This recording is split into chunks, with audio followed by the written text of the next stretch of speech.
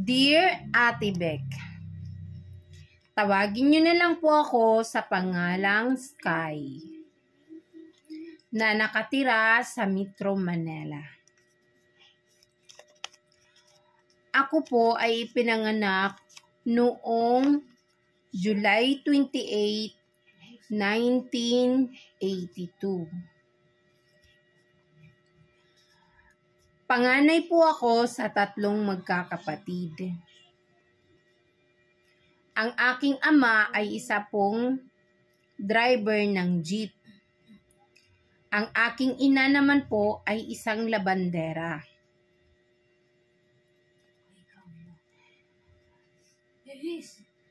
Nag-aaral po ako ng elementarya doon sa aming lugar. Kasabay din po yung aking mga kapatid. Mula grade 1 hanggang grade 6, lagi po akong nangunguna sa aming klase. Graduate po ako bilang valedictorian. Lagi po akong top 1. Nung ako po ay nag-high school, doon po ay unti-unti pong nakakaramdam ng karamdaman ang aking ama, na kung saan siya po ang mga nagtutusto sa aming mga pangangailangan, lalong-lalo na sa aming pagkain, sa mga bayarin, at sa mga pangailangan namin sa paaralan ng mga magkakapatid. Ang aking ina naman po ay araw-araw din naman siyang nagsiservice ng labada. Yun na lang din po ang nagsisilbing tulong sa aking ama kapag hindi siya makapagpamasada.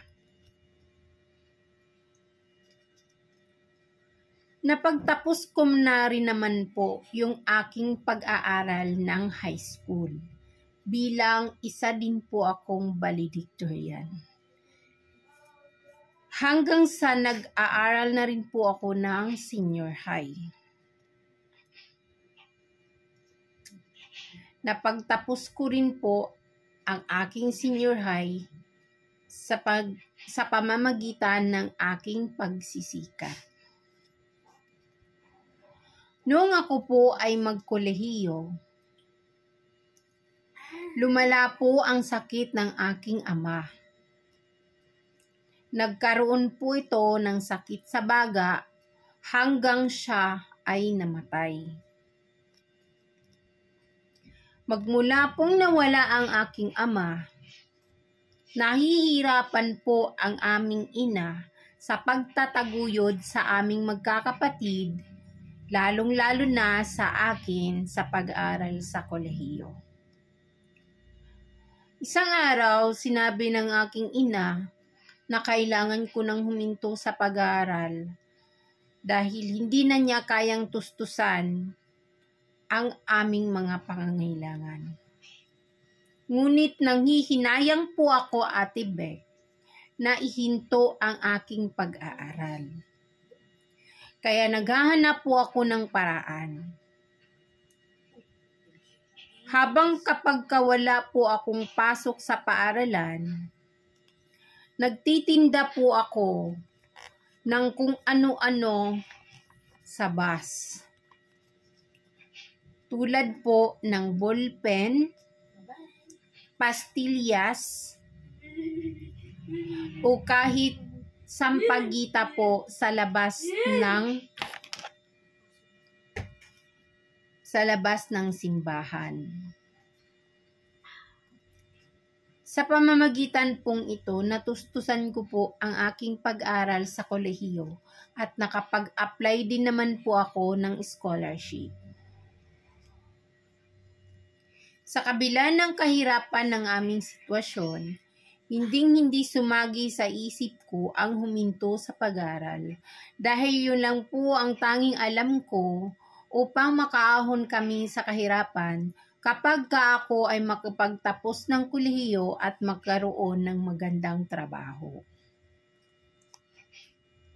Lumipas ang ilang taon, ako'y nakapagtapos ng kolehiyo bilang summa cum laude. At pagka-graduate ko po, ay ipinasa kaagad ako ng aking paaralan sa mabuting trabaho. Kaya ako po ay nagkaroon ng magandang trabaho hanggang sa na-promote po ako bilang manager ng isang kumpanya. At nung ako ay nakapag-umpisa sa maayos na trabaho, unti-unti ko pong natulungan ang aking mga kapatid na nakapagpagawa ng bahay at nakabili ng magagandang mga gamit sa aming tahanan. Hindi ko na rin po pinapagtrabaho ang aking ina. Siya na lang po ang nagsisilbi sa aming tahanan, sa aming mga pangangailangan, dahil kami ay busy sa trabaho at yung mga kapatid ko ay busy sa paaralan. Tanging hangad ko rin po, Ate Beck, na sa mga kabataan ngayon ay magpursigi sa pag-aral at magkakaroon ng magandang trabaho at magandang kinabukasan. Lubos na gumagalang, Sky.